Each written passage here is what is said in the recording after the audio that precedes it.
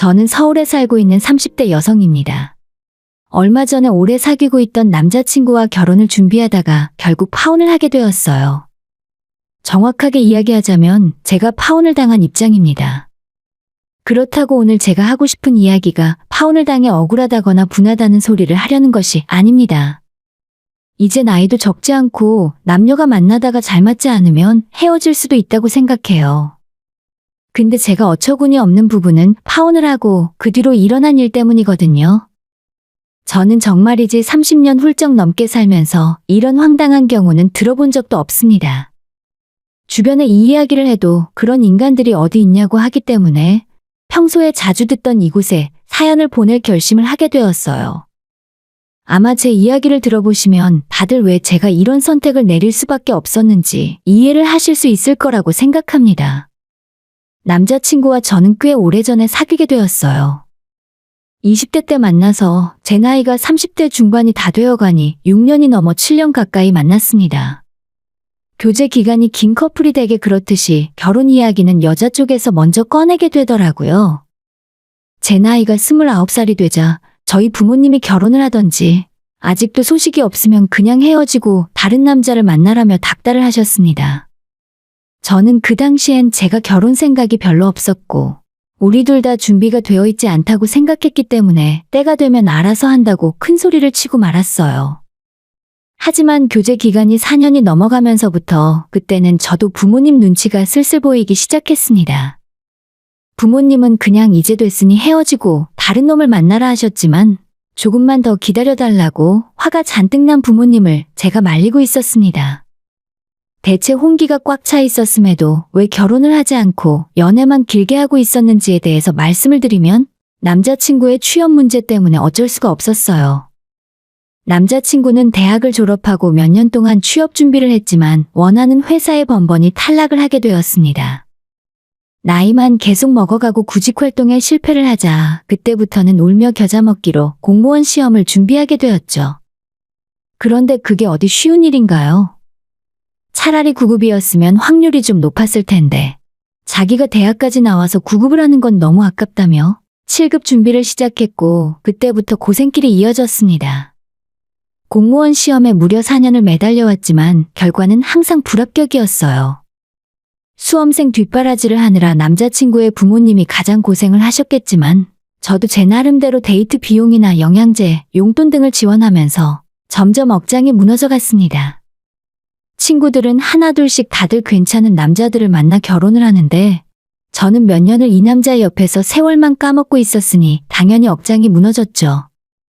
저는 20대 때부터 지금까지 적금을 조금 들어놓은 것이 있었지만 취업 준비만 하고 있던 남자친구는 당연히 돈이 한 푼도 없어서 결혼을 하려거든 부모님께 손을 벌려야 하는 상황이었어요. 다행히 저희 부모님이 형편이 좋은 편이시기 때문에 제 결혼 준비 정도는 큰 문제 없겠지만 그래도 제 나이가 있는데 부모님 손까지 빌리고 싶진 않았죠. 남자친구 뒷바라지하며 크게 작게 제 돈도 많이 들어갔었기 때문에 그 돈만 다 모았더라도 아마 그랜저 한 대 값은 나왔을 거라 생각합니다. 그래도 우리 부모님이나 주변 친구들이 이 사실을 알면 남자친구가 곤란해할까봐 한 번도 제 입 밖으로 이야기해본 적 없었고 쭉 비밀로 하고 있었어요. 돈은 돈대로 들지, 시간은 시간대로 낭비했지. 헤어질 거라면 이미 진작에 헤어졌어야 하는데 그 타이밍도 놓친 상황이라 제 속만 끓고 있었죠. 그런데 요즘 들어 생각한 점은 저만 불안하고 저만 마음이 급한 것 같고 정작 당사자인 남자친구는 너무나 천하태평한 모습처럼 보였습니다. 이제 공무원 시험도 다 포기를 한 건지 공부하면서 스트레스 받아 하지도 않더라고요. 그러던 어느 날 오랜만에 대학 동기들과 만나는 자리가 있었는데 동기 중 하나가 그 자리에 자기 결혼할 사람이라며 남자친구를 데려왔어요. 남자친구의 직업은 변호사였고 두 사람이 3년 만난 끝에 올가을에 결혼을 한다는 소리를 하는 겁니다. 거기까지는 솔직히 별다른 생각이 없었어요. 부럽긴 했지만 친구니까 축하해주고 말 일이었죠.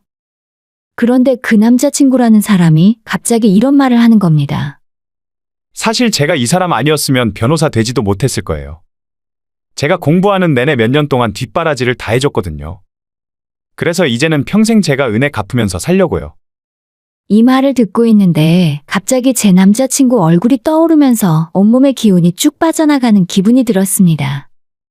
누구는 3년 뒷바라지에서 변호사 남편을 얻었는데 저는 6년 넘는 시간을 똑같이 뒷바라지를 하면서도 아직까지 아무것도 이루지 못했다는 게 스스로 자괴감이 들고 내가 남자 보는 눈이 없는 건지 과연 나는 결혼을 할 수나 있는 건지 이런 생각이 자꾸 올라왔습니다. 겉으로 내색은 안 하고 있었는데 속은 타들어갔죠. 근데 눈치도 없이 바로 그 순간에 남자친구에게 카톡이 하나 오는 겁니다. 야, 미안한데 나 저녁 밥값이 없어서 그런데 10,000원만 빌려줘.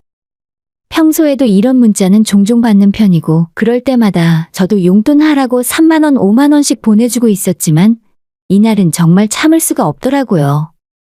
그래서 잠깐 화장실 간다고 밖으로 나와서 남자친구에게 전화를 걸었습니다.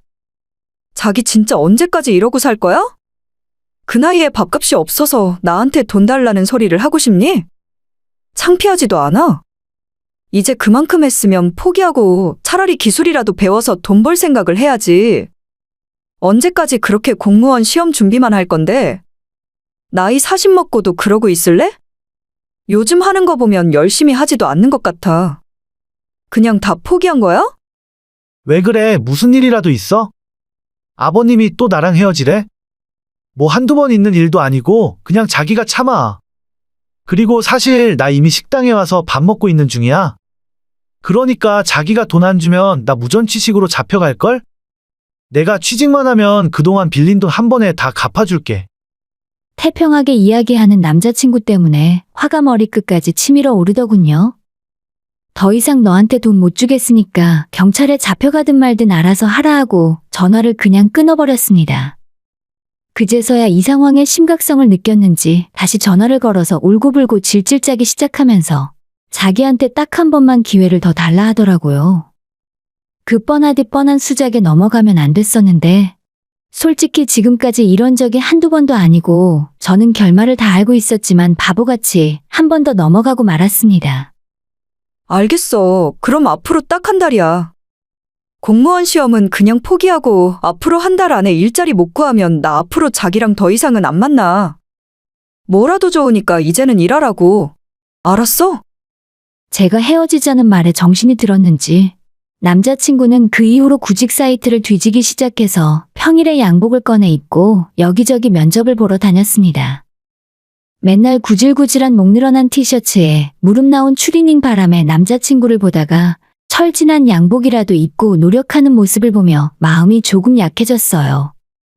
한편으로는 그만큼 나랑 헤어지기 싫었나 하는 생각이 들기도 했지만 다른 한편으로는 이렇게 쉽게 바뀔 수가 있었는데 그동안 왜 아무런 노력도 하지 않았나 하는 괘씸함이 들었던 것도 사실입니다.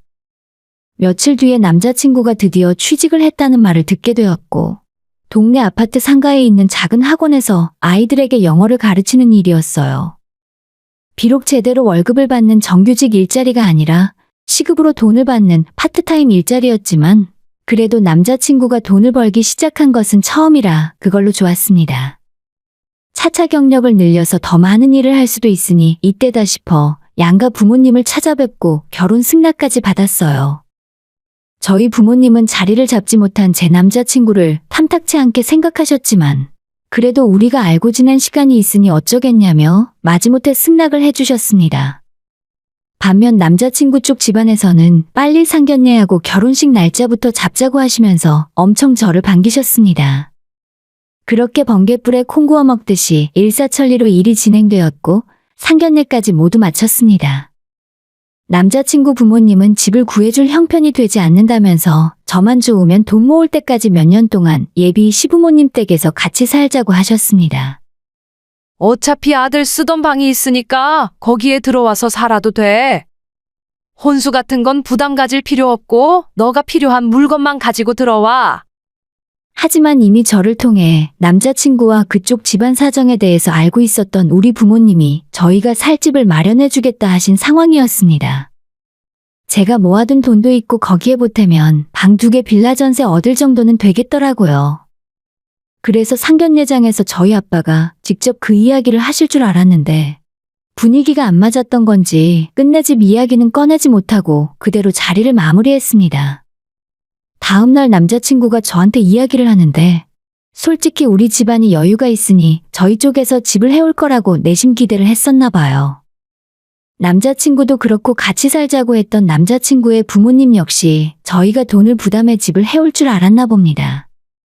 근데 상견례 때 그런 말이 없어서 서운했다는 말을 저한테 하더라고요. 그 말을 듣고 솔직히 기분이 너무 좋지 않았어요. 상견례까지 다 했는데 이제 와서 미룰 수도 없고 속은 쓰리지만 일단 그냥 한번 참고 넘어가기로 했죠. 그리고 며칠 후에 제가 몸이 너무 안 좋아서 조금 일찍 퇴근하고 바로 집으로 돌아왔는데 저희 집 현관문이 열려 있고 온 집안에 빨간 딱지가 붙어 있는 게 아니겠습니까? 진짜 드라마에서나 보던 일이 저희 집에 일어났더라고요. 평소 그렇게 당당하시던 아빠는 거실 한쪽에 앉아 아무 말씀이 없으셨고 엄마는 망연자실한 표정으로 안방에 계셨어요. 엄마, 이게 대체 어떻게 된 거야? 우리 집 뭐 잘못됐어? 너희 아빠 회사가 곧 넘어갈 것 같다. 그놈을 믿는 게 아니었는데. 엄마는 참았던 눈물을 뚝뚝 흘리셨고 아빠는 여전히 아무 말씀이 없으셨죠. 작은 회사를 운영하던 아빠가 작년에 중국 회사로부터 새로운 주문을 받았고 지금 설비로는 물량을 도저히 감당할 수 없어서 여기저기서 돈을 끌어다가 기계도 늘리고 사람도 새로 뽑았어요. 그렇게 열심히 물건을 만들어놨는데 주문을 넣었던 회사는 온데간데 연락도 없고 다급하게 현지로 사람을 보냈지만 그 회사 자체가 흔적도 없이 사라진 상태였습니다. 나중에 알고 보니 이런 일이 빈번히 일어난다 하더라고요. 아무튼 그날 이후로 저희 집은 전과는 완전히 다른 생활을 하게 됐습니다. 부자는 망해도 3대가 먹고 산다는데 저희 집은 부자가 아니었나 봐요. 진짜 말 그대로 쫄딱 망해서 있는 돈 없는 돈 다 긁어모으고 친척들에게 조금 돈을 빌려 경기도에 작은 전셋집 하나를 겨우 구하고 나니 끝이었습니다. 당장 온 식구가 먹고 살 일이 걱정이었죠. 그래도 다행인 건 부모님이 이번 일로 낙담을 하시지 않았고 다시 열심히 일을 해서 일어날 생각을 하셨다는 점입니다. 집이 쫄딱 망해서 촌동네 작은 집으로 이사를 왔는데도 비바람 막아주고 등붙일 전셋집 하나는 남아서 얼마나 다행이냐며 이사하는 날에 세 식구가 짜장면을 시켜서 맛있게 먹었습니다. 어차피 사업에 실패한 거니까 일은 재산에 연연하기보다는 앞으로 먹고 살 일을 신경 써야겠다며 아빠는 바로 이사한 다음 날부터 일자리를 구하셨어요. 집 근처 아파트에서 경비 일을 시작하셨고 엄마도 식당에 나가 일을 시작하셨습니다. 형편은 힘들어졌지만 힘들고 우울한 집안 분위기는 아니었어요. 우리 가족들이 순식간에 큰일을 겪고 인생의 부침을 헤쳐나가고 있을 때 어느 날 처음 보는 번호로 전화가 걸려왔습니다. 미안한데 우리 인연은 여기까지인 것 같아. 아무리 생각해봐도 파혼을 하는 게 낫겠지? 너희 집 지금 집안 상황도 결혼할 때는 아니잖아. 알고 보니 남자친구의 엄마가 전화를 걸었더라고요.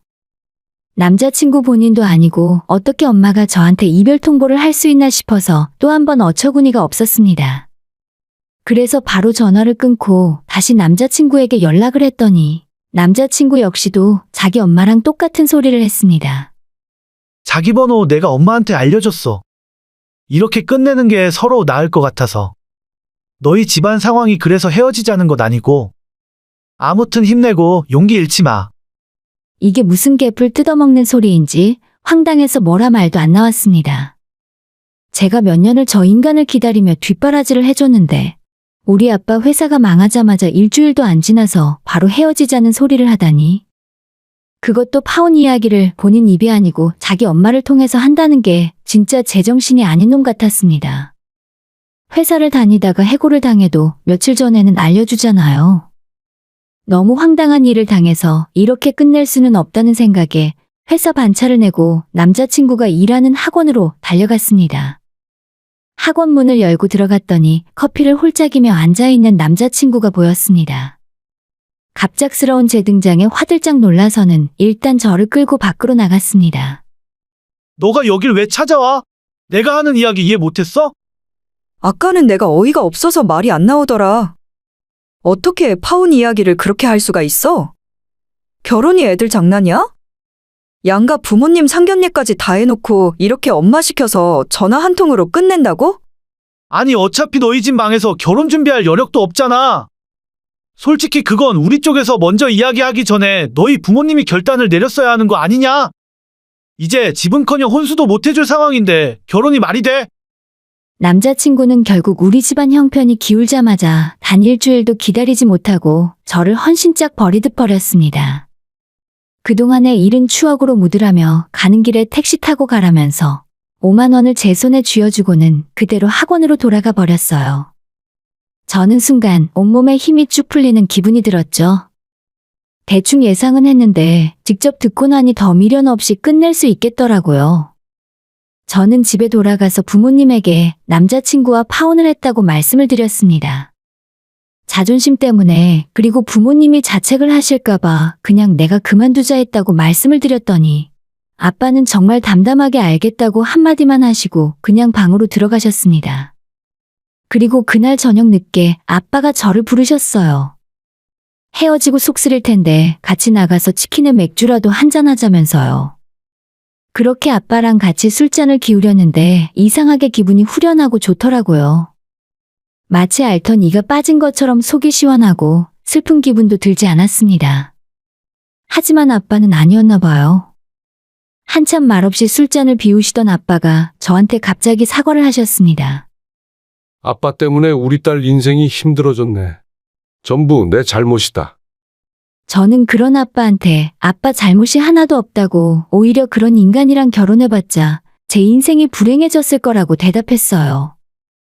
정말 하나도 아쉽지 않았고 우리 식구들끼리 앞으로 열심히 살면 예전처럼 다시 잘 살 수 있게 될 거라고 말했습니다. 그날 이후로 평소처럼 지내고 있었는데 몇 달이 지나서 갑자기 다시 남자친구에게 잘 지내냐며 연락이 왔습니다. 카톡이 오는 걸 보자마자 역겨운 기분이 확 느껴졌고 왜 내가 이 인간 번호를 차단 안 하고 있었나 싶어 후회까지 들었어요. 답장을 할까 말까 몇 시간을 고민하다가 우리 헤어졌으니 이런 연락하지 말라고 이제 번호 차단하겠다고 답장을 했더니 10초도 지나지 않아 전화가 오더군요. 미안해, 내 말 좀 들어봐. 우리 지금이라도 다시 시작할 수 있을까? 내가 너무 염치 없다는 건 잘 알아. 근데 나도 너랑 헤어지고 많이 후회했어. 갑자기 왜 이런 소리를 하는지 이해할 수가 없었죠. 대체 무슨 말이 하고 싶은 건지 들어보기나 하려고 전화를 끊지 않고 있었는데 금세 본론이 나왔습니다. 작년부터 남자친구의 아버지가 깜빡깜빡 하시는 것 같았는데 얼마 전에 병원에 가서 치매 진단을 받으셨답니다. 엄마도 그 충격으로 들어누웠고 자기 집안이 이 꼴이 되다 보니 그제서야 제 입장도 이해가 가고 비슷한 처지의 사람들끼리 서로 도우면서 살아야 하는 것 같다고 하네요. 진짜 제가 평소에 그리 화가 많은 성격이 아닌데 아마 남자친구가 제 앞에서 이딴 소리를 짓거리고 있었다면 바로 머리통으로 뭘 집어던졌을지도 모릅니다. 어떻게 사람이 사람한테 이런 소리를 할 수가 있나 싶었어요. 내가 너를 모르겠냐? 나 없이는 안 된다고? 진짜 입에 침이나 바르고 거짓말을 해. 너 지금까지 적당히 살면서 부모 등골 빼먹고 있다가 이제 너희 아버지 아프고 돈 나올 구석이 없어지니까 나한테 들러붙으려는 속셈이잖아. 그리고 아마도 나한테 너희 아빠 치매 심해지면 병수발도 해달라고 하겠지. 내가 네 수작을 모를 줄 알아? 더럽고 치사해서 그냥 넘어가려고 했는데 너는 도저히 안 되겠다. 지난 7년 동안 너가 나한테 조금씩 빌려간 돈 그거 싹 다 갚아. 너한테 계좌이체 해준 기록 다 남아있고 너가 돈 빌려달라고 한 카톡까지 싹 다 남아있어. 남자친구가 자긴 그런 의미로 한 말이 아니라고 했지만 시커먼 속이 그대로 들여다보였습니다. 실제로 남자친구는 저한테 돈을 달라고 할 때마다 빌려달라는 말을 했었고 통장 이체 내역이 그대로 남아있거든요. 헤어지고 내가 이 인간한테 준 돈이 얼만가 궁금해서 싹 다 계산을 해봤더니 3만 원, 5만 원씩 7년간 빌려준 돈이 모두 합치면 1,800만 원이 넘었습니다. 변호사를 통해서 소송을 걸더라도 내가 이 돈을 무조건 다 받아낼 거라고 말했어요. 안 그래도 요즘 돈도 없는데 집안 살림에 보탬이 되겠다 싶었죠. 은행 이자까지 싹 다 쳐서 받아내겠다고 호언장담을 했더니 잔뜩 겁을 먹었는지 없던 일로 하자며 전화를 끊고 도망가더라고요. 저는 진짜 인간이 불쌍해서 그때 헤어지고 그냥 끝낼 생각이었는데 굳이 이렇게 사람 속을 들쑤셔 놓으면 도저히 참을 수가 없었던 거죠. 그제서야 저도 제 실속을 차릴 생각이 들어서 여러 경로로 알아보게 되었어요. 민사로 소송 걸어서 월급을 압류하거나 받아낼 방법이 있었습니다. 어차피 제 손에 떨어지는 돈보다 남자친구에게 본때를 보여주고 싶어서 일단 변호사 이름으로 내용 증명을 하나 써서 보냈어요. 정말 이 인간이 겁이 많구나 느끼게 된 건 내용 증명 받아보고 하루도 안 지나서 자기가 지금은 그 돈이 없지만 절반은 부모님한테 빌려서 주고 나머지는 한 달에 100만 원씩 갚겠다 하더라고요. 그러더니 진짜 1000만 원을 바로 입금받았습니다. 이제 매달 100만 원씩 갚겠다고 했으니 기다려보려고요. 하루라도 늦어지면 바로 다시 내용 증명 또 보낼 겁니다. 이자까지 쳐서 내 돈 다 받아내고 저런 인간이 어떻게 되건 말건 이제는 신경 안 쓰고 제 인생을 살아가려고요. 요즘 다시 정부 지원을 받고 아빠랑 예전에 거래하시던 분이 공장 부지를 1년간 무상으로 빌려주겠다고 하셔서 아빠는 새로운 회사를 차리기 위해 노력하시고 있습니다. 당장 예전처럼 크게 사업을 하시긴 힘들겠지만 지금은 이 정도라도 만족해요. 아빠 얼굴에 다시 생기가 돌기 시작하고 우리 식구도 이번 고비만 잘 넘기면 더욱 행복하게 살 수 있을 것 같습니다. 오늘의 사연은 여기까지입니다. 구독과 좋아요, 알림 설정 부탁드려요. 다들 행복하시고 좋은 하루 되세요.